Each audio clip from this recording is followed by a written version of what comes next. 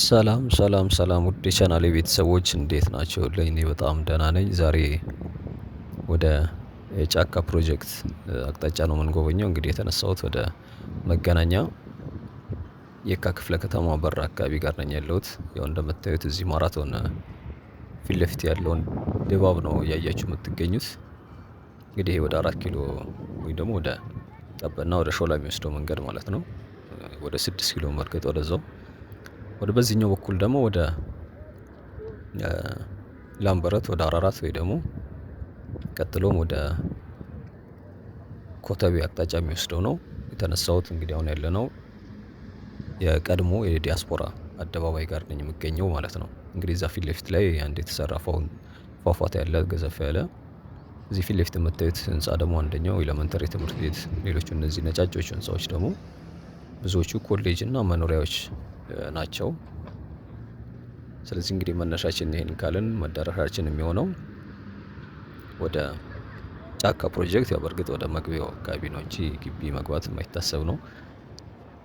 ወደዛ ነው የምናደርገው። የካ ክፍለ ከተማ እንግዲህ ዋናው መስሪያ ቤት ይሄ የምታዩት ነው። እንግዲህ አቅጣጫችን በቀጥታ ወደ ዳገቱን እንወጣለን ማለት ነው። የካ ተራራን ዳገት አብረን ዘልቅ ነው የሚሆነው። እንግዲህ ሰብስክራይብ እያደረጋችሁ አዳዲስ ቤተሰቦች ነባር ቤተሰቦችም ላይክ በማድረግ ብትጀምሩት ደስ ይለኛል ቪዲዮውን። እንግዲህ እዚህ የሚሰራው ፕሮጀክት እንግዲህ ስለ ጫካ ብዙዎቻችሁ የምታውቁት ይመስለኛል። ያው ሚዲያ ላይም ብዙ ይባል ስለነበር ማለት ነው። እንግዲህ የካ ተራራን ይዞ የሚሰራ ግዙፍ ፕሮጀክት ነው።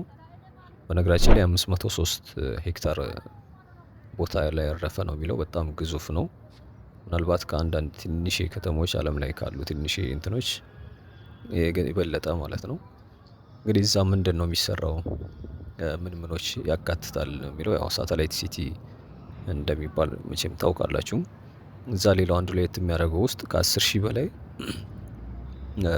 መኖሪያ ቤቶች ይገነባሉ እዛ የካ ተራራ ላይ ማለት ነው። እንግዲህ የሚነሳው ከአራብሳ ጀምሮ እስከዚህ ወደ ሱሉልታ እንደሚደርስ ነው የምሰማው ብዙ ጊዜ። ትክክለኛ ሎኬሽኑ በርግጥ እኔ ባላውቀውም እንግዲህ የሚለው እንደዛ ነው። ከቦሌ አራብሳ ማለት ነው የካ ተራራውን ይዞ ከጫፍ እስከ ጫፍ የሚገነባ በጣም ገዘፍ ያለ ትልቅ ፕሮጀክት ነው የሚገነባው ማለት ነው። ቤቶቹ ያው በብዛት እዚህ አካባቢ ያው መቼም ለግዠሪ ነው የሚሆነው። ከፍተኛ ኢንካም ላላቸው እንደዚሁም ደግሞ ለዲያስፖራ ማህበረሰብ ነው የሚሆነው። መሰረተ ልማቶች ሁሉ ነገር መቼም ጫካ ሳተላይት ሲቲ ነው ሲባል ዝም ብሎ አይሆንምና ብዙ ነገሮች እዛው ያሉት ነው የሚሆነው። 29 ኪሎ ሜትር ነው የሚለው እንግዲህ የውስጥ ለውስጥ የመንገድ ኔትወርኮች የሚኖሩት ማለት ነው። 29 ኪሎ ሜትር ማለት እንግዲህ እንደምታውቁት በጣም ብዙ ረጅም ርቀት የሚሸፍን ነው።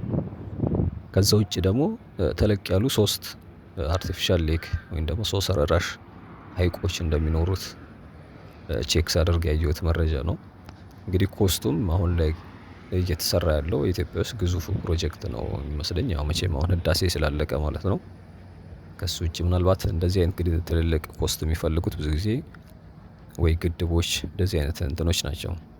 ከ300 እስከ 400 ቢሊየን ነው የሚለው በብር ማለት ነው። እንግዲህ የሚሰራው በምንድነው የሚለው ያው በፓርትነርሺፕ ነው።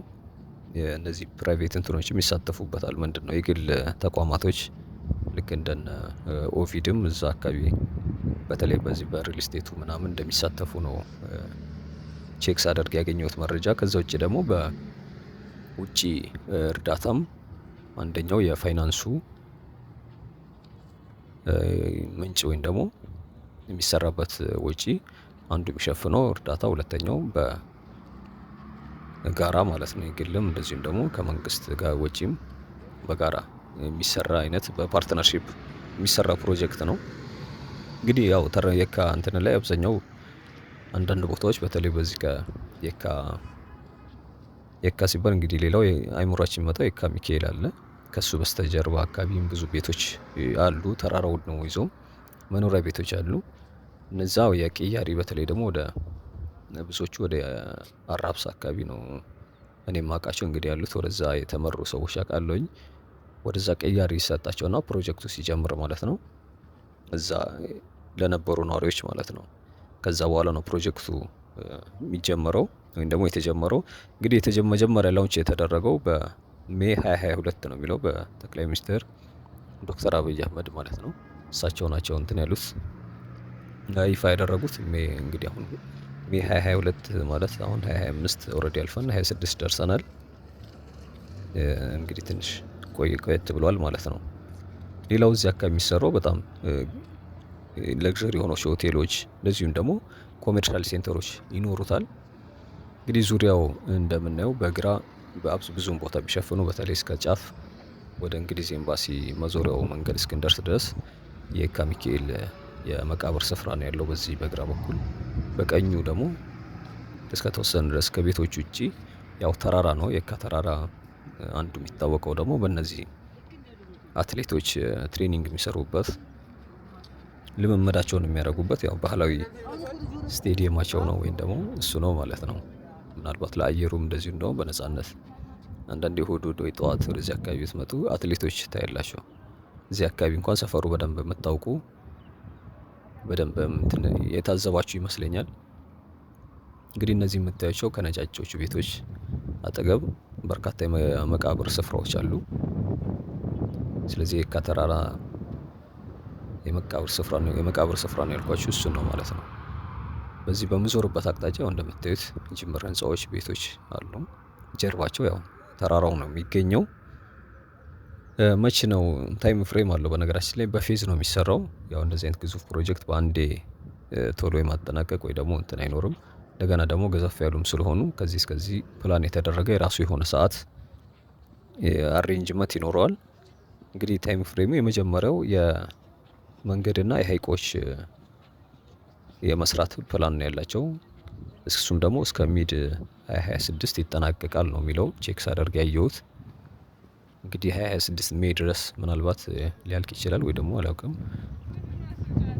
እንግዲህ እስከዛ ድረስ ከተጠናቀቀ ደግሞ የሚገርም እንትን ነው የሚሆነው። ከዛ በኋላ የሚቀጥለው ግን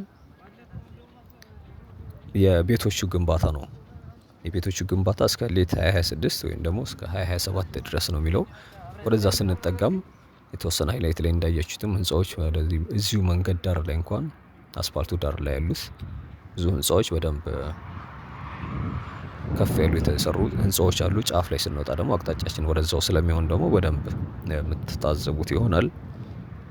ከዛ በኋላ ደግሞ እስከ 2028 ድረስ የነዚህ ኮሜርሻል ዞኖች የሚባሉት ወይም ደግሞ የነ ሆቴሎችም ጨምሮ ማለት ነው ሌሎች የንግድም እንትኖች ተቋማቶች ይኖራሉ። መቼም አንድ ሲቲ ስማርት ሲቲ ነው ሲባል ሁሉ ነገር ራሱ የቻለ ያለው ነውና እነዚህ ነገሮች እስከ 28 በላይም ሊፈጅ ይችላል ነው የሚለው። እንግዲህ ሳተላይት ሲቲ ምንድን ነው ሲባል ያው ሰልፍ ሰፊሽንት የሆነ በአንድ ቦታ ላይ ሁሉም ነገር ሁሉ ነገር የተሟላለት ወይም ደግሞ ስራ፣ መኖሪያ እንደዚሁም ደግሞ አገልግሎቶች በአንድ ቦታ የሚገኝባቸው አይነት ክልል እንበላቸው ወይም ደግሞ በከተማ ውስጥ ያሉ ሌላ ከተማ ማለት ነው። እንግዲህ እዚህ የሚሰራው እሱን ነው የሚሆነው ማለት ነው። እንግዲህ እነዚህ ጠቀሜታቸው አንዱ ለሚኖርበት ወይም ደግሞ እዛ አካባቢ ላለ ማህበረሰብ ብቻ ሳይሆን ለተጨናነቀውም ወደ ዋናው ከተማ ወይ ደግሞ የሚሰራባቸው ያ ፕሮጀክት የሚሰራበት ከተማ ውስጥ ላሉ ግዙፉ ትልቆቹ ከተማዎች በእኛ ኮንቴክስት ወይ ደግሞ ለነ አዲስ አበባ ማለት ነው ፕሬዠር ይቀንሳል። እዚህ ያለው ጫና ወይም ደግሞ የተወሰነም ቢሆን የተሻለ ከዚህ ካለው ግርግሩ ወይም ደግሞ ክራውድድ ከሆነው ኢንቫይሮንመንት ወጥተው እዛ አካባቢ ሲሆን እዚህ ላይ ያለውን ደግሞ የተወሰነ ይቀንሳል። ሌላው ደግሞ ኢቭን ራሱ የቻለ ኔትወርኩ በጣም ፈጣን የሆነ የተለየ ፋይበር የሚጠቀም በሁሉ ነገር የተሻለ አድቫንስ ያደረገ የኢኮኖሚ ስርዓት ነው የምንለው ወይስ ምንድነው የምንለው? የራሱ የቻለ የሆነ መንደር ነው የሚኖረው ማለት ነው። እንግዲህ ፕሮጀክቱ አሁን ላይ ሙሉውን ይሄ ነው ልንል አንችልም ገብተን ያላየነው ስለሆነ ማለት ነው። እንግዲህ አጠቃላይ ያለው መረጃ የተወሰነ ያክል እንትን ለማለት ይሄንን ነው የምላችሁ። እንግዲህ ይሄ መንገድ አንዱ የፕሮጀክቱ አካል ነው። ከተጠናቀቀ ቆይቷል። ያው በዛኛው በኩል የመሮጫ ትራክም ያለው፣ በዚህኛው እንደምታዩት የሳይክልም የእግረኛም መንገድ አለ።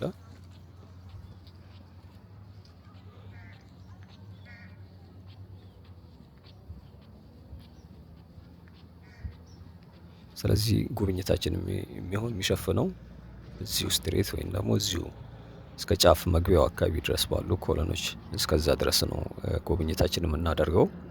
ጫፍ ላይ ያሉ ህንፃዎች ስንጠጋ ታዩታላችሁ። ምናልባት እስከ መጨረሻው የምታዩ ካላችሁ ማለት ነው። ያው ይኖራል በርግጥ አንዳንድ የማይመቻችሁን ደግሞ የሰዓት እጥረት በሆነ ምክንያት እስከ መጨረሻ ማታዩ ካላችሁ ጉብኝታችን የሚሸፍነው እስከዛ ድረስ ነው።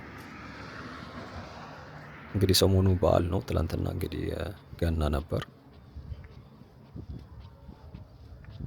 እዛ ደግሞ የአእላፋት ዝማሬ ላይ እንትን ያልኳቸው ሪከርድ ነበር ስለቅላችሁ የነበረው። እንግዲህ በድምጽ ተመልሻለሁ ማለት ነው።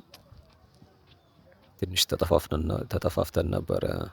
ሰሞኑ ያለ ድምጽ ነበር በብዛት ስለቅ የነበረው። እንግዲህ ከኮሪደር ወጥተን ወደዚህ ወደ ግዙፍ ፕሮጀክት ተመልሰናል ማለት ነው።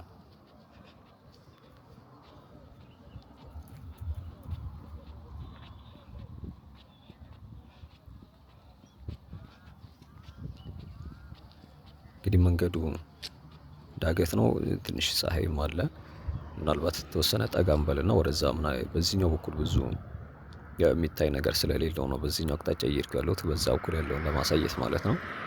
እስከተወሰነ ሄደን ግን እሻገራለሁኝ። ወደዛ ተሻግረን ደግሞ ተራራው ላይ እየሆንን በደንብ ከጫፍ እስከ ጫፍ ድረስ የምናይበት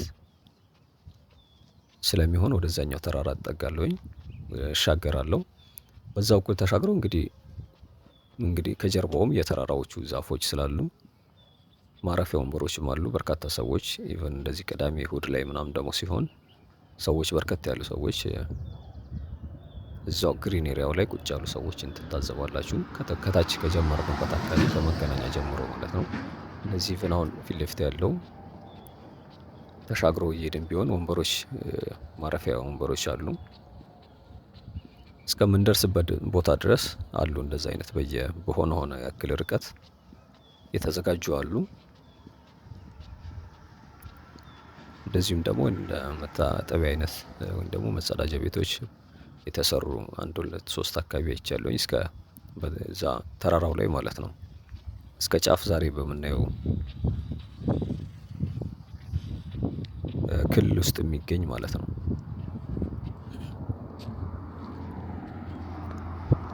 እንግዲህ የዚህኛው መንገድ ቀጥታው ከፕሮጀክቱ ወይም ደግሞ ዛሬ ከምንጨርስበት አልፈን ስንሄድ በዚህ ወደዛ ዞሮ ወደ መሪ የሚያገናኝ መንገድ ነው። ወደ መሪ መሄድ ትችላላችሁ። እዚህ ጋር ግን የተወሰነ አለፍ እንዳልን ደግሞ ወደ ግራ ወደ እንግሊዝ ኤምባሲ ወይ ደግሞ ወደ አበቤ ሱቅ ወደሚባለው ወደዛ የሚወስደው መንገድ ነው።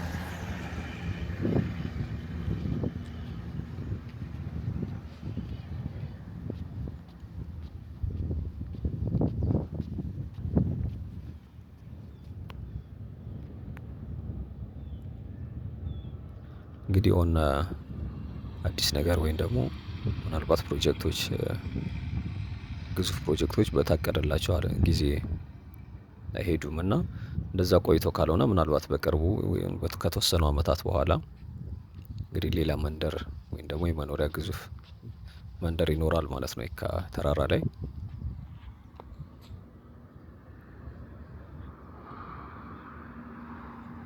እንግዲህ ያው እየደረስን ነው የምንገኘው። ተራራዎቹ ጫፍ ጫፍ ላይ የሚሰሩ እንትኖች ይታዩኛል።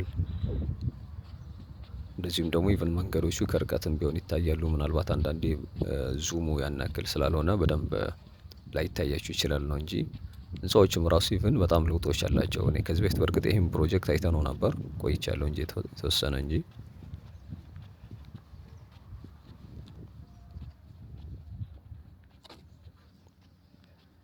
ትንሽ ዛሬ ጭር ያለ ነው። ቀን ላይ ስለሆነ ምናልባት የስራ መውጫና ወይ ደግሞ የሆነ ጠዋት አካባቢ ሲሆን ሰውም ወደዚህ ወደዛ የሚል ይታያል። ምሽት ላይ ቀን እንግዲህ ጠራራ ወይም ደግሞ ወደ ቀትር ላይ ስለሆነ ሪከርድ እያረኩ ያለሁት ብዙ ሰው አታዩም።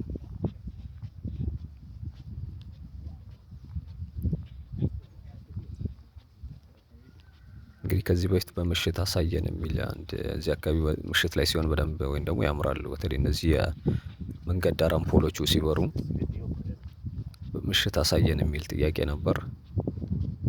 ትንሽ እንግዲህ ስለሚረፍድ ወይ ደግሞ አንዳንዴ ሙሉውን ልናይ አንችልም። አሁን ላይ በነገሩ በእርግጥ አሁን ቶሎ ይመሻል መሰለኝ ቶሎ ይጨልማል። ሰዓቱ እንኳን ባይመሽ ደመና ነገሮች አሉና በተለይ ወደ ምሽት አካባቢ እንዲታይ ደግሞ ቀንም ቢሆን የተሻለ ስለሚሆን ነው እንግዲህ ወደ ቀን የመጣሁት። ስለዚህ ዛሬ ጉብኝታችንን የምናጠናቅቀው ወደዛው አካባቢ ይሆናል ማለት ነው።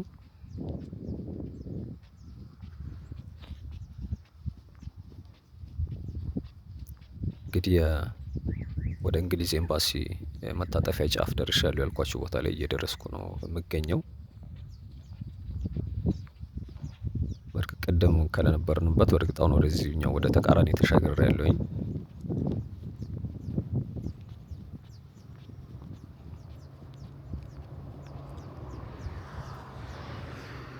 እንግዲህ በእነዚህ በፎቆቹ ጥግ ወይም ደግሞ በዚች ፊት ለፊት ባለው በኩል ነው የእንግሊዝ ኤምባሲ መንገድ ማለት ነው። ሻገር ብሎ ተሻግሮ እኔ ግን ጉዞዬን የማደርገው ወደ ላይኛው ወይ ደግሞ በቀኝ በኩል ወደ ተራራውን እንወጣና በዛ በኩል ነው የምንቀጥለው የዛሬን ጉብኝታችን።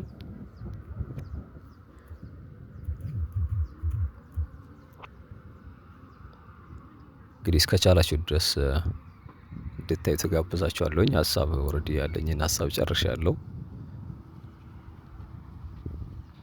እየደጋገምኩ ከማሰለቻችሁ በምስል ብቻ አብረን እንቀጥላለን። እኔ ለዛሬ እዚሁ ጋር በድምጽ እወጣለሁ። በአካል ግን አብረን ነን ወይም ደግሞ በምስል እንግዲህ ከተመቻችሁ እስከቻላችሁ ድረስ እንድታዩት እንድትከታተሉ ጋብዛለሁኝ። ነገ ደግሞ ሌላ ቪዲዮ ይዤላችሁ እመጣለሁ። እስከ ነገ መልካም ጊዜ እንዲሆን እመኛለሁ። ቻው